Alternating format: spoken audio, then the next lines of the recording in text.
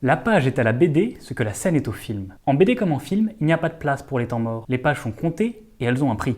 Et oui, pour une BD classique de 46 pages, le prix est de 14,50 €, soit à peu près 30 centimes la page.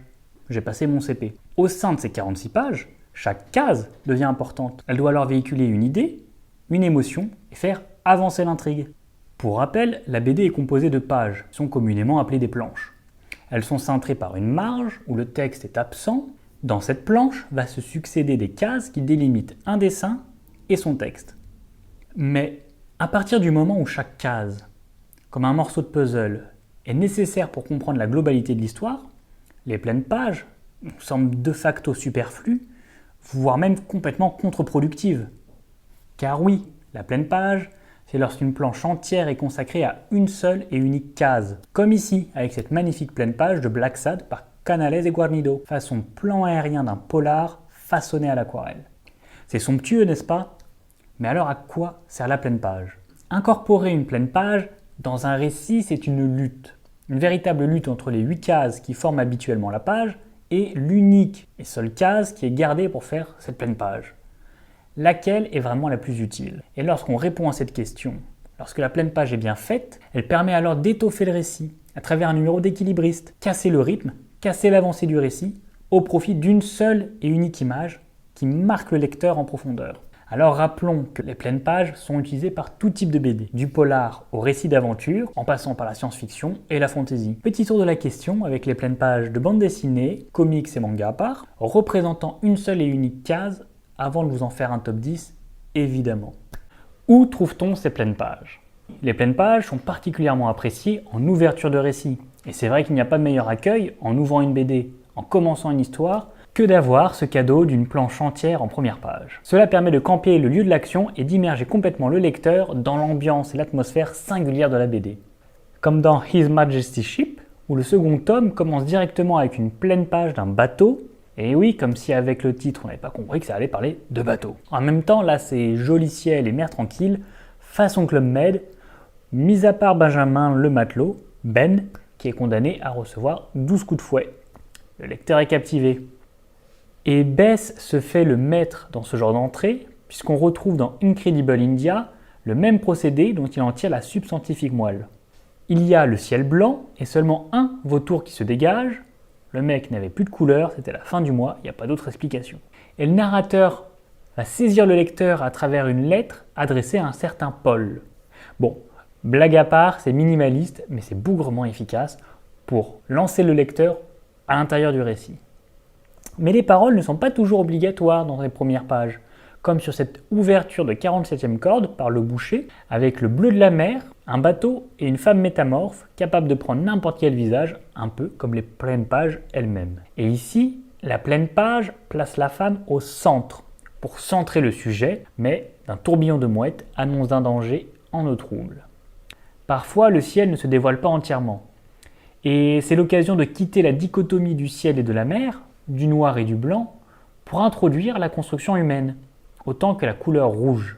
Le rouge de l'aube, qui éclaire l'église de 1000 feux, annonçant à demi-mot la tragédie à venir, suite à la grève des ouvriers dans Fourmila Rouge de Hinker. Une pleine page qui, comme le veut l'adage, place l'église au centre de chaque village. Mais aussi donc le rouge du socialisme, le rouge de la violence, le rouge du sang, au cœur de chaque village de cette nouvelle ère industrielle. Une pleine page qui commence étrangement comme le marathon de Debon, un ciel rouge et noir inquiétant, d'où se détache l'œuvre de l'homme, le monumental monument. Je parle du bâtiment, je parle des Jeux Olympiques. Enfin, quand le récit est celui d'un personnage, quoi de mieux que la première page pour le présenter au lecteur? On le voit en couleur dans le tome 2 de Négaliode de Vincent Perriot, où Jarry, le protagoniste, est juché sur son dino. Très stylé. L'animal en mouvement évoque le dynamisme de l'album. L'immensité du paysage derrière lui indique que c'est un récit d'aventure, d'exploration. Et évidemment, le tonnerre, la pluie, outre le rôle crucial que joue l'eau dans l'histoire, nous donne un indice quant au ton de la BD. Un peu dramatique. Une planche magnifiquement exécutée qui synthétise les 200 pages suivantes. Bref, la pleine page, plus qu'aucune autre page, nous invite à entamer le récit et à nous y plonger tel un baptême de lecture. Et quand la pleine page n'est pas là pour introduire un album, elle peut être là pour le clore. En effet, le lecteur a été tenu en haleine tout au long des 46 pages. Il est alors crucial de savoir terminer l'aventure. Voyons alors ces pleines pages de fin d'album. Est-il besoin de le présenter? Le banquet de fin d'aventure, célèbre grâce à Astérix et Obélix, qui vient soulager autant les personnages que le lecteur dans une note positive. Comme ici, en pleine page, dans les chemins de Malfos, où les chevaliers et villageois, enfin libérés du joug tyrannique, peuvent ripailler, manger, boire, danser, jouer, même plus si affinité. La pleine page va alors permettre de voir moult détails et actions qui se passent en parallèle, simultanément les unes des autres, avec un twist sinon, ou un cliffhanger façon série Netflix pour nous faire lire les albums suivants, comme dans Pirates, où l'équipage se réunit sur le pont pour ensemble décider de se lancer à la poursuite d'un trésor dans le prochain tome. Et oui, une pleine page, passage de témoin qui incite le lecteur à acheter le tome suivant. Mais parfois, la pleine planche de la dernière page est celle du dernier album. Il n'y a plus rien à lire après. C'est le moment de mettre un point final et de laisser un souvenir impérissable au lecteur. Pas de quoi nous rendre tristes, puisque la pleine planche peut être l'occasion d'un dernier trait d'esprit humoristique. Avec Platon Lagaffe par exemple, qui après avoir fait face à la concurrence impitoyable des collègues philosophes d'entreprise, rencontre la concurrence tout aussi impitoyable des philosophes du chômage. Prenons l'air, envolons-nous, avec Lupus au sortir de ses multiples aventures, qui ne peut s'empêcher de regarder une dernière fois vers l'espace, comme pour pousser le lecteur à se rappeler l'incroyable récit de sa vie. Une pleine page qui clôture le récit en contemplation autant qu'en introspection. Enfin, dans le cas d'une biographie, n'y a-t-il pas mieux qu'une pleine page pour clore le récit, comme c'est le cas ici, sur la vie de Léonard de Vinci, ça fait beaucoup d'ici, où l'on voit son atelier de travail légèrement éclairé par la lumière du jour. Et la date du 2 mai 1519, tout le monde la connaît cette date, c'est celle de sa mort. Et sa chaise, désormais vide pour toujours. Et ses écrits, ses pensées, ses idées, tout cela et bien plus encore, eux, seront légués aux générations futures pour toujours aussi. Comme en témoigne cette phrase qui flotte, je continuerai. Bon, en dehors de la place stratégique, l'utilisation de la pleine page va se retrouver autour de 3 thèmes principaux. Premier thème, la mort, souvent représentée par la pleine page. En effet, si la pleine page imprime un impact beaucoup plus profond pendant la lecture, la mort et l'importance qu'elle revêt en est le sujet parfait. Bourgeon honore la mort de Vallès en lui accordant une pleine page dans Les Passagers du vent. On note le ciel, chargé de superbes nuages, comme après l'orage de la commune, bien entendu. La foule en deuil, qui malgré la douleur, crient leur amour à la Révolution. Et enfin, le mort et son cortège tout en noir, qui n'ont le droit qu'à une portion congrue de la page, pour finalement conserver le peu de dignité et de pudeur face au voyeurisme de l'histoire qu'il leur reste. Ici, la pleine page n'est pas tant un hommage aux morts qu'à l'événement en lui-même, permettant de replonger le lecteur dans cette époque au cœur d'un événement d'ampleur nationale. Autre enterrement dans le Mahabharata, moins chrétien cette fois-ci évidemment, puisqu'il s'agit d'un bûcher. La nuit noire éclairée par de longues flammes, le recueillement aussi silencieux que la nuit, laisse le lecteur repenser aux derniers mots de l'épouse qui repose dans le bûcher avec son mari. Je cite « J'ai voulu le sauver, mais son destin l'emportait au-delà de mes forces. » Une pleine page qui dégage indubitablement de la puissance et qui laisse le temps au lecteur de digérer l'imprévu de l'événement et de méditer sur la mort. Bref, vous l'avez compris, offrir une pleine page à un mort permet tout de suite d'appuyer l'importance que revêt cette mort. Sinon, si on élargit la mort, on trouve ce qui précède, la guerre. Car en effet, elle permet de faire des scènes grandioses, où les détails se multiplient, où l'action est moins limitée par les marges des cases. Une guerre qui se prépare, dans Crécy, avec cette colonne de gens en armes, venus d'Angleterre avec leurs arcs longs, pour mettre à sac la France. Ah, saleté d'anglo-saxons. De quoi utiliser la pleine planche pour énumérer, à force de détails et de précision, la longue liste de ceux qui font la guerre. Ou une guerre qui s'annonce, avec le siège immobile, et en couleur cette fois-ci, dans la nuit mauve d'hiver, devant des murailles qui s'apprêtent à tomber. On est ici dans le second tome de l'âge d'or.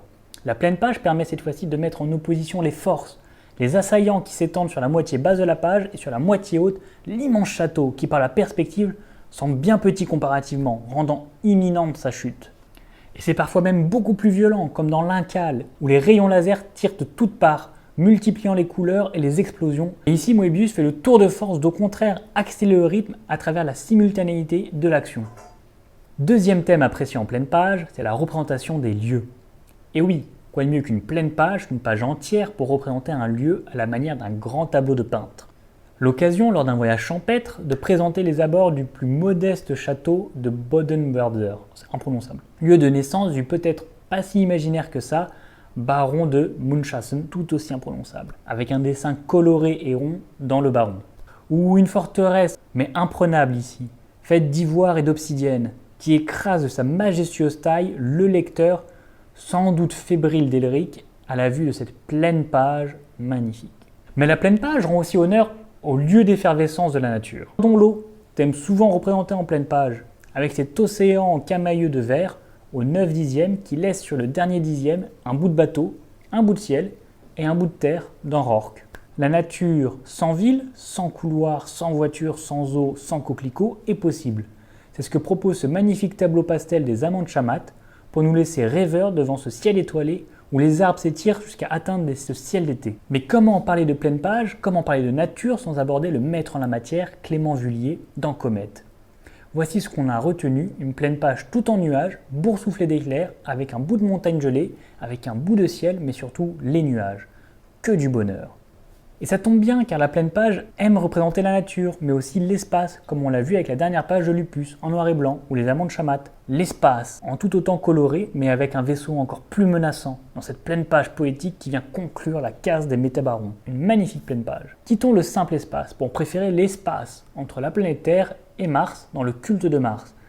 Ou alors l'espace entre la planète Terre et ce cosmonaute en sortie extravéhiculaire, qui avoue être bien ici, pas étonnant vu ce qu'il attend dans la suite de Shangri-La. La pleine page rend donc honneur à ces lieux, ces endroits, que les auteurs veulent présenter sous tous les angles, toutes les perspectives, toutes les couleurs. Enfin, troisième thème intéressant et contre-intuitif, c'est la pleine page Anu-Méga. D'Anu qui veut dire atome en tamoul et Méga qui veut dire géant. On va représenter le petit, le détail, à travers une grande page. Car la pleine page est aussi l'occasion de mettre en valeur des parties du corps humain et d'entrer dans des détails qui d'habitude échappent au regard du lecteur et qui aussi échappent aux traits du dessinateur. Une pleine page symbolique, avec le pied de l'ogre qui écrase un carrosse royal dans Robillard. Symbolique car il s'agit de mettre en grand, en pleine page même, l'élément perturbateur qui lance le récit. L'ogre qui écrase la maîtresse du chat. Même idée ici dans Cassette, où il y a deux mains superbement représentées, entourées d'une bande d'une cassette VHS, reliées à une personne à droite. Ces deux mains sont imposantes sans être menaçantes. La pleine page permet premièrement d'établir le rapport de force entre ses mains et le protagoniste, et deuxièmement, l'autrice va symboliser l'importance de ses mains en leur accordant une place proéminente dans le récit. Double emploi très réussi. Plus haut que le pied, plus haut que la main, il y a le visage dur et serré de la grand-mère dans Les Ogres Dieux. Et dans le fond, l'œil de sa petite fille, atterré, apeuré, suite à l'aveu de la terrible histoire de la grand-mère à sa petite fille. La pleine page est alors l'occasion de mettre l'emphase sur le texte, puisqu'il s'agit d'une révélation, et d'accentuer le contraste de personnalité entre les deux femmes. Ou au contraire, le portrait du visage enfin détendu, après moult péripéties endurées du protagoniste des Indes fourbes. Les yeux pétillants, la moustache haute. La pleine page est ici le lieu d'observer en détail ce visage, de le reconnaître, et surtout de contraster avec l'histoire qui s'est enchaînée précédemment. Enfin, si on ajoute le carnaval coloré de Black Sad, L'aide en Afrique d'Economics, Margot Motin et son lave-linge capricieux, Le baiser dans porcelaine, La carte du monde de servitude, La folie de Vernon, la liste des principes de Spinoza, on peut dire que la pleine page est partout, dans tout type de BD et en toute occasion. De quoi se faire, je vous l'avais promis, un top 10 des meilleures pleines planches, celles qu'on relit, celles qu'on n'oublie pas, et même parfois celles qu'on aurait aimé oublier, je parle du numéro 4. Pour ouvrir ce top 10, prenons large sur les belles images et préférons les beaux textes. Éloignons-nous de la science-fiction, de la fantaisie et du livre sérieux, plongeons-nous dans un genre où la pleine page est présente mais timidement, car il s'agit de l'humour. Alors, Margot Motin et Jules l'ont fait, on l'a bien vu, mais il s'agit en numéro 10 d'une autre sorte d'humour, celui du prolifique Fab Caro avec Zai Zai Zai Zai Zai Zai Zai et cette pleine planche tout en dialogue. Celle de l'auteur de BD en fuite car il n'avait pas sa carte de fidélité au supermarché, qui dans sa folle course croise plus qu'une amie d'enfance, son amour de jeunesse, qui lui vaut cette longue, très très longue tirade, très vraie aussi. Après la longue tirade, nous allons voir une autre utilité de la pleine page, car en 9e position, il s'agit d'Il faut flinguer Ramirez, où le récit est entrecoupé de pages de publicité. Oui, vous avez bien entendu, la publicité dans la BD. Bon, pour sa défense, il s'agit de désorganisation inutile, comme la vraie pub quoi. Et la fausse pub devient dès lors utile. On nous invite à découvrir la voiture typiquement américaine, sa valeur sûre, ou à succomber pour un manteau rouge du meilleur effet. Bref, les publicités sont comme dans la vraie vie, très bêtes et omniprésentes, ayant même parfois une double page. Celle que j'ai choisie est bien sûr celle du Vacuumizer 2000, l'aspirateur que vend la société où travaille Ramirez. Car c'est plus qu'un aspirateur, c'est une révolution pour vous et votre salon. Non, ça c'est la pub. Non, je disais que plus qu'un aspirateur, plus qu'une simple parodie ou une caricature, est une satire. C'est-à-dire qu'à travers la maîtrise des codes de la publicité, la satire va en souligner intelligemment l'absurdité. Alors ces pleines pages de publicité qui abondent dans les 2 tomes sont bien plus que des pages aléatoires. C'est, je pense, la véritable identité de cette bande dessinée haletante qui n'hésite pas à reprendre les codes du cinéma américain, à tourner en dérision la société américaine et par là même la nôtre bien française qui s'en inspire partout et tout le temps. Et avouons-le, Nicolas Pétrimo sait y faire avec les aspirateurs, parce qu'il est carrément canon. L'aspirateur. Enfin, Nicolas Pétrimo est pas mal aussi, mais c'est pas le sujet. En top 7, l'œuvre incontournable de Peters et Shanten peut être considérée comme pauvre en pleine planche. Pourtant, il existe des rares pleines pages, trop rares à mon goût. Mais nous allons parler d'un cas unique. La Route d'Armilia, où l'ensemble de la BD est un savant mélange entre bande dessinée et récit illustré. On alterne donc entre dessins somptueux et une narration à la première personne. Pour le plaisir de l'imagination à la lecture de ce journal de bord fictif, pour l'audace de faire une pleine page de texte sans effrayer ou ennuyer le lecteur, pour ce récit magnifique, pour l'amour de la bizarrerie et de la créativité, donnons lieu à l'incontournable Cités obscures. Et choisissons ces pleines planches, qui les représentent toutes, ça aurait pu être celle-ci, ou l'immeuble qui explose de verdure, joli symbole, ou même l'arrivée du dirigeable dans le parc d'attractions, soyons joyeux. Mais finalement, j'ai opté pour la solennité de cette page, les statues des grands hommes fondus dans le décor, peut-être par amour de cette scène, et dans Naruto, et dans Le Seigneur des Anneaux. En numéro 6, on va parler d'Adrasté, de Mathieu Bablet. Alors, nous avons vu la pleine page d'ouverture et de clôture, celle de grande scène ou au contraire de détail. Il existe au moins 2 autres fonctions de la pleine page. Tout d'abord, la pleine page épanadiplose, c'est pas facile à prononcer, qui combine la pleine page de première et de dernière page, l'une faisant intelligemment écho à l'autre. L'épanadiplose est une figure de style utilisée en littérature qui consiste à reprendre la scène initiale d'un livre à la fin de ce même récit, où l'on découvre en première et dernière page le protagoniste dans la même position et presque le même lieu. Belle utilisation de la pleine page pour montrer l'aspect cyclique de son récit. On retourne au début, mais avec un changement capital. Autre fonction, c'est la pleine page ricochet. Une répétition de pleine page, mais comme le ricochet avec un rythme particulier. Le tour de force réside dans l'onde qui va se répandre dans les 5 pages suivantes, où la même pleine page va être représentée en fonction du temps qui passe. Toujours très richement illustré, avec une colorimétrie parfaitement maîtrisée, marque de fabrique de Mathieu Bablet, et finalement une fusion quasi totale entre le roi et la végétation dans toutes les planches lumineuses, très lumineuses. Chacune de ces pleines planches est l'occasion pour Mathieu de nous prouver sa virtuosité dans le dessin très minutieux.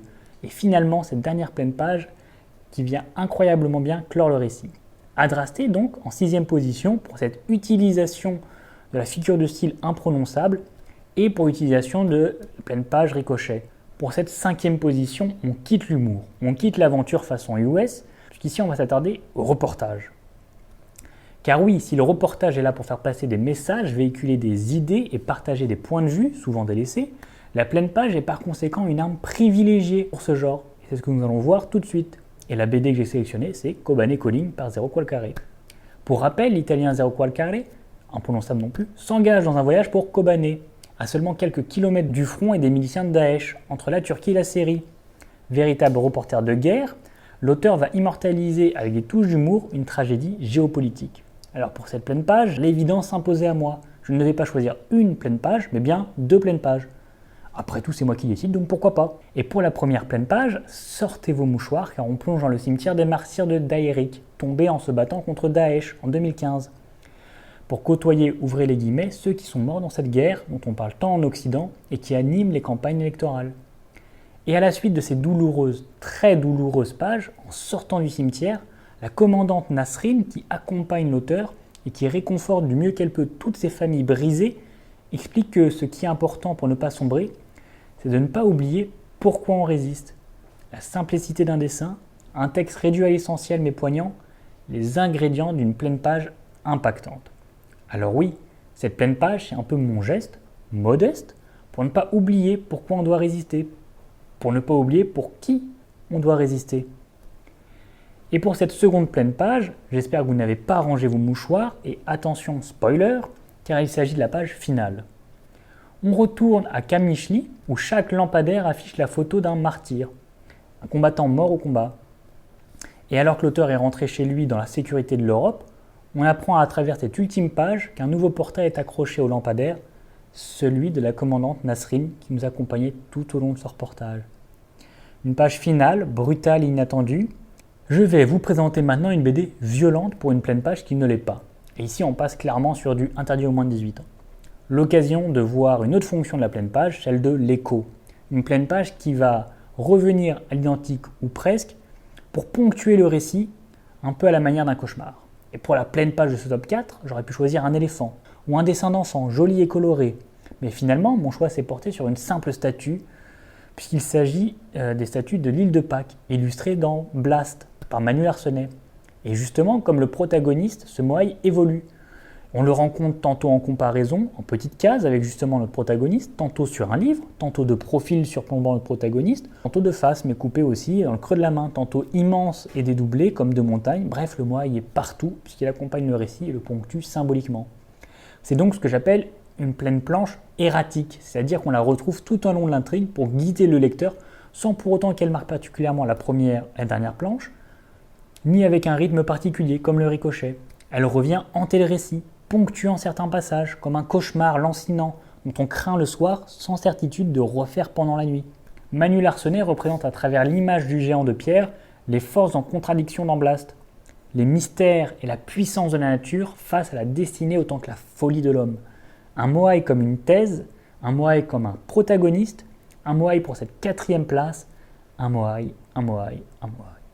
Avant de passer à l'incroyable podium de ce top 10, je vous invite à liker la vidéo et à vous abonner. C'est un petit geste pour vous, mais un grand pas pour la chaîne. Et surtout, dites-moi en commentaire vos pleines pages préférées, celles qui vous ont marqué. Et si j'ai oublié un genre ou une BD qui devrait figurer dans ce top 10, dites-le. Appel au like, tout ça. En 3e position, il s'agit d'un récit atypique, d'une idée poétique enrobée d'aventure.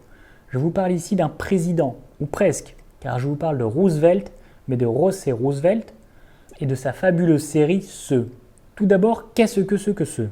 Ce, c'est l'histoire d'un homme qui cherche à atteindre l'immeuble H. C'est l'histoire d'un homme qui se réveille dans un hôpital et s'en enfuit à l'aide d'un ange mécanique. C'est surtout l'histoire d'un immortel qui, chose unique, rêve. Et Ce est monumental. 840 pages et 13 tomes. Plutôt que de tenter de vous faire un résumé grossier et prosaïque, je vais vous montrer les couvertures qui sont tellement plus parlantes et poétiques, qui représentent chacune le mot « ce ». Sur le premier tome, L'immortel qui rêve, on a une ville démentielle et énigmatique, des sculptures féminines évocatrices et un homme, le lecteur presque, perdu au milieu de tout cela. Vous pensez saisir le style ? Attendez le second tome. On garde la foisonnance des détails, mais au profit d'une machine qui forme les lettres « ce », avec au-dessus un ange mi-robot, et toujours l'homme relégué au second plan qui contemple béatement façon science-fiction. Boum, tome 5, on rentre dans la fantaisie science-fiction, avec une reine menaçant la Terre. Tome 7, un effondrement. Tome 12, un côté doux, irrévérencieux, à l'américaine avec cette fille qui peint le mur. Les couvertures sont magistrales et elles évoquent tellement de styles différents, d'univers, d'idées, c'est incroyable. Bref, la pleine page que je choisis est là simplement pour vous donner le goût du trop peu, le manque. Comme ça, vous allez vous jeter sur ces chefs-d'œuvre. Deux visages riants, contrastant leurs deux corps, chutant dans une ville vertigineuse. On notera la perspective parfaitement maîtrisée et la fleur qui se répète, qui se répète. Ici, la pleine page s'offre tel un tableau, où il convient de plonger et de replonger, s'immerger complètement, s'émerveiller devant les détails et surtout y revenir sans cesse, pour digérer la charge symbolique et comprendre petit à petit ce que notre inconscient parvient à décrypter. Alors, en seconde position, j'en ai déjà parlé dans les exemples, mais trop succinctement à mon goût. Comment ne pas revenir sur ce chef-d'œuvre? Avec en top 2, non pas une pleine page, mais quasiment 4 pleines pages. Je parle ici de l'Incal, celui de Jodorowsky et Moebius, qui commence sur une chute, littéralement, celle de John DeFool dans les puits de la cité qui mènent au lac d'acide. Et pour le plaisir, je lui mets au regard la même planche, mais en noir et blanc, pour apprécier la virtuosité du trait. Une chute donc, car le protagoniste, John DeFool, est un anti-héros, aussi maladroit que suicidaire. Et cette chute, la tête la première dans l'inconnu, est finalement celle du lecteur qui plonge la tête la première aussi dans les planches mystérieuses et mystiques du duo de génie. Et cette chute, elle revient 300 pages plus loin, après avoir croisé le portrait majestueux de Dieu. Rien que ça, mais qui provoque la chute, à nouveau, de ce John DeFool et donc du lecteur dans une cité puis légèrement modifiée. Quoi de plus normal après 300 pages d'aventure? Et cette chute annonce un rebond, c'est la suite de l'aventure. Celle de Avant l'Incal, de Jodorowsky toujours, mais avec Jean Getov au dessin et non plus Moebius, qui sortira donc après l'Incal. Et 6 albums, 7 ans et presque 300 pages après, on retrouve dans la dernière page du dernier tome d'Avant l'Incal la première planche du premier tome de l'Incal, comme un passage à témoin. Bref, cette pleine planche qui ouvre l'Incal mérite amplement la médaille d'argent de ce top 10, juste pour le plaisir des 2 premiers univers, l'Incal et Avant l'Incal, créés par ce génial Jodorowsky et Moebius. Et également pour les histoires que ça initie avec la Case des Métabarons, le Technopère, pour en citer que. Et également pour les autres dessinateurs qu'ils ont pu découvrir, comme Jiménez ou Jean Getov, et évidemment Moebius. Bref, tout ça pour apprécier l'incroyable imagination de Jodorowsky. Vous l'attendiez tous, et c'est pour ça que vous êtes ici. Voici pointe le numéro 1, le grand gagnant de ce top 10, celui qui dépasse tous les autres. Depuis le début, je mets au regard la beauté graphique des pleines planches de leur utilité, leur fonction. Ici, on va clairement se focaliser sur la qualité du trait, la démesure. J'ai pris sur moi pour ne pas en parler jusqu'à maintenant. Il s'imposait pourtant comme une évidence. Les connoisseurs doivent sans doute déjà savoir de qui je parle, et ils sont en train de trépigner derrière l'écran, je les vois. Et en top 1, j'ai eu l'embarras du choix avec cet auteur car chacune de ces pages est une ode à la grandeur de la BD, une sublime pleine page, voire une double page. Je parlais de l'auteur de BD de tous les superlatifs, l'auteur de BD de pages grandioses, des pages mirifiques, des pages aux 1000 détails, des pages incroyables qui fut à l'apogée dans les années 70-80, je veux parler de Druillet.